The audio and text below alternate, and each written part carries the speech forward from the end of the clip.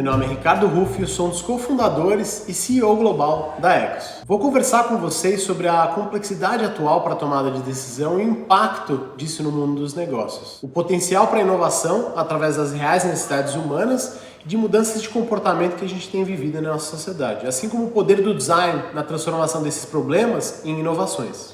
Você deve escutar com certa frequência o quanto o mundo está mudando, não é isso? Mas gostaria de dizer uma coisa para vocês, o mundo sempre mudou e sempre irá mudar. Essa é a única constante na história da humanidade, a mudança. Apenas precisamos entender quais ferramentas se utilizar e nos acostumarmos com essa mudança frequente, porque ela só vai aumentar. Talvez por conta das tecnologias cada vez mais acessíveis, sim, estamos cada vez mais rápido, evoluindo mais rápido, pois a convergência dessas tecnologias antes eram inimagináveis e hoje são possíveis. Isso mostra que existem possibilidades de criação inimagináveis. Hoje a gente vive uma mudança de era, uma mudança de paradigma, principalmente enraizada no modelo industrial, onde imaginava-se que uma empresa era como uma máquina, onde tinha entrada de recursos, o processamento de recursos e a saída desses recursos.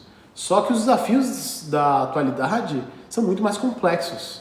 Os gestores, hoje em dia, têm que tomar decisões cada vez em ambientes mais complexos e mais incertos. Esse é o grande desafio para a inovação, pois se utilizarmos velhos mapas para atingir novos mundos, vai ficar muito difícil da gente produzir novos resultados. A forma de organização das empresas são inspiradas em modelos de comando e controle, onde há uma hierarquia e processos muito bem definidos. O que está acontecendo atualmente é que somos reféns desse sucesso, pois nos tornamos especialistas em repetir os mesmos padrões da mesma forma eternamente. Quando trabalhamos em projetos de inovação, dificilmente sabemos o resultado no início do projeto.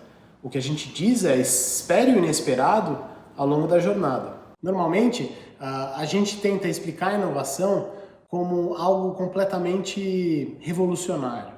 Mas eu gostaria de quebrar um pouco essa mentalidade no sentido de explorar uma forma mais simples o significado de inovação.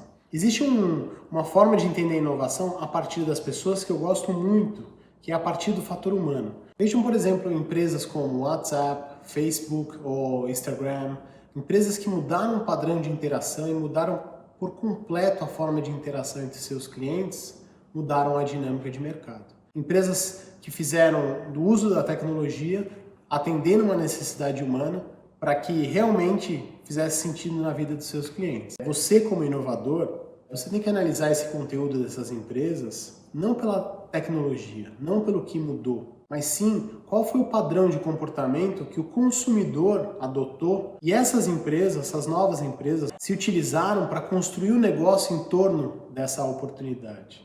Na verdade, a inovação nasce de uma necessidade humana e não da tecnologia. A tecnologia, ela permite que a gente acelere o processo de entrega, às vezes, dessa necessidade para o nosso cliente. A pergunta que fica para vocês é: quais comportamentos humanos, necessidades reais estão mudando em torno do negócio que você está, ou do negócio que você quer criar? Quais são as necessidades reais que vocês podem entregar como solução? A ideia aqui não é olhar só pela lente da tecnologia, mas olhar pela lente da desejabilidade, a capacidade que eu tenho de entender o que efetivamente os meus clientes querem. Tem uma frase muito legal do Clay Shirk, que ele fala: a revolução não acontece quando as pessoas adotam novas ferramentas, mas sim quando elas adotam novos comportamentos. E eu acredito muito nisso, porque os comportamentos vão evoluindo e vão mudando, então como que nós, empresas, podemos criar soluções que realmente façam sentido para os nossos clientes? Por isso que o design é crucial no processo de transformação das organizações. A gente precisa começar a entender que o design significa projetar. E toda vez que eu vou projetar algo para alguém. Por isso, inovação para nós na Ecos é valor percebido. Percebido por quem? Pelos seus usuários. Se você está construindo algum tipo de solução, algum tipo de ideia, algum tipo de negócio, será que seus usuários realmente necessitam? Será que vai ser percebido como valor essa troca que você vai fazer com eles por dinheiro, por tempo, por dados? Como designers, a gente não busca só a parte técnica ou a parte financeira de uma solução, o que normalmente acontece na maioria das organizações. Nós tentamos entender o que é realmente necessário, desejável da perspectiva do usuário, testamos, prototipamos, fazemos pequenos experimentos para acelerar o processo de compreensão do que faz sentido para esse usuário ou não, e aí sim a gente caminha na direção do que é tecnicamente possível ou financeiramente viável de se fazer. Normalmente as organizações elas focam só na parte financeira e na parte técnica e acabam esquecendo ou até nos empurrando soluções que não fazem sentido nas nossas vidas. Veja quantas soluções a gente tem ao nosso entorno que são totalmente desnecessárias, são supérfluas no nosso dia a dia. Para isso, eu preciso colocar as pessoas no centro do processo de decisão.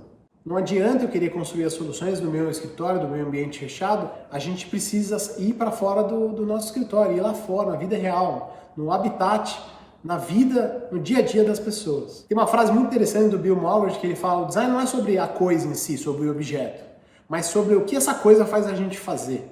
Veja, por exemplo, o Instagram, que lá atrás, o que ele fez basicamente, não é que ele deu câmeras melhores para a gente, ele deu lentes melhores, ele deu uma ferramenta melhor para sermos todos fotógrafos.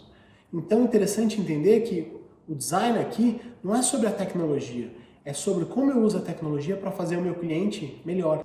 Eu gosto de explicar o design de duas formas: o design natural e o design artificial.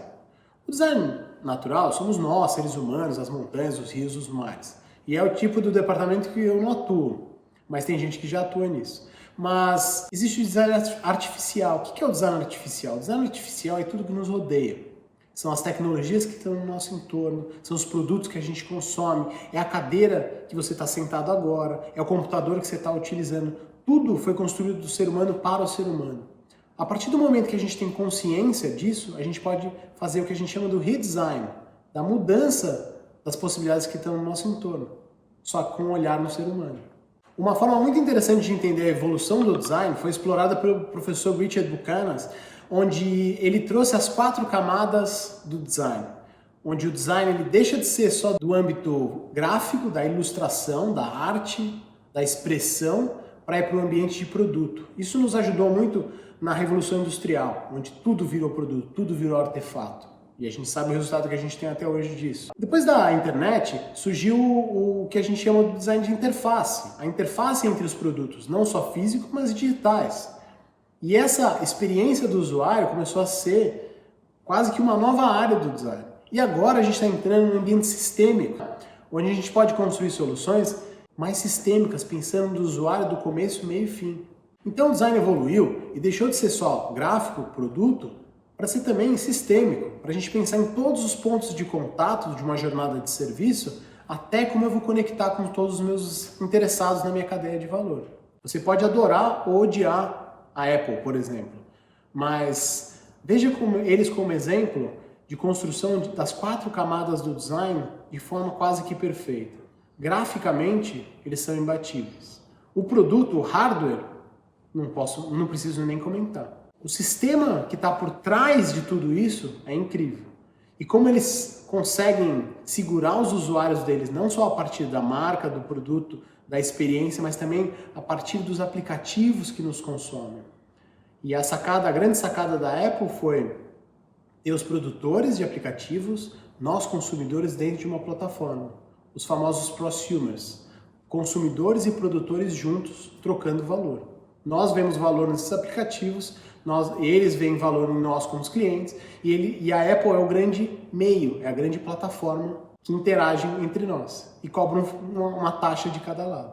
Existe um estudo feito pelo Design Management Institute que mostra o valor do design sendo aplicado nas esferas mais estratégicas da organização. Empresas, por exemplo, como Coca-Cola, a IBM, Herman Miller, empresa de cadeiras, SAP, a Procter & Gamble, empresas que usam o design de forma estratégica, começam a gerar valor maior do que empresas tradicionais do índice de Standard & Poor's americano.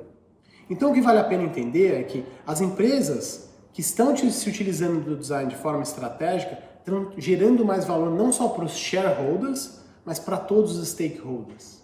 Bom, em resumo, isso que eu queria deixar com vocês. Esses 4 elementos cruciais para entrar no mundo do design thinking.